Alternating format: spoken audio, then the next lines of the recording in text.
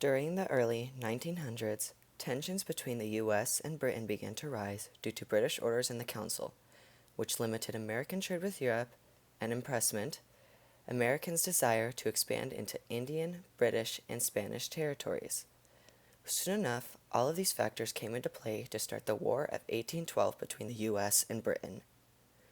During this war, many battles took place, such as the battle on Mississippi River or the British raid at Charlottesville, New York, at the mouth of Genesee River.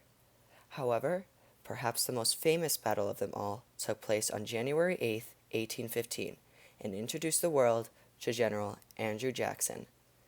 The battle at New Orleans, Louisiana, was the most one-sided victory America has had, with the British suffering 2,549 casualties, while Americans suffered around 333. This was because Andrew Jackson declared martial law in New Orleans and ordered that every available weapon and man participate in the city's defense. This resulted in Andrew Jackson being hailed as a war hero, and it solidified his name in history forever. After this, Jackson served in the First Seminole War, invading Spanish Florida and forcing a peace treaty. Due to his military record gaining such national recognition, he was nominated for the presidency in 1822. However, he ended up losing to the Democratic Republican candidate John Quincy Adams. However, he was still elected to the U.S. Senate. During his time in the U.S. Senate, he made the important decision of voting in favor of the Tariff Act of 1824, which was designed to protect the American industry from cheap British goods such as iron, wool and cotton textiles, and agricultural goods.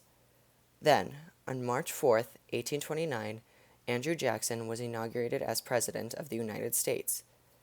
It wouldn't take too long for significant events to take place during his presidency, such as the Indian Removal Act of May 26, 1830.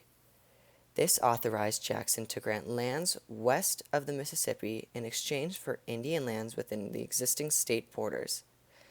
It had a big impact, freeing more than 25 million acres of fertile, lucrative farmland to mostly white settlement in Georgia, Florida, North Carolina, Tennessee, Alabama, Mississippi, and Arkansas.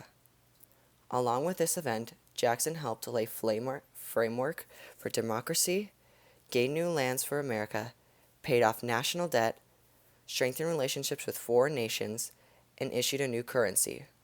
All of these factors combined helped to make Andrew Jackson one of the most influential people in the U.S. to date.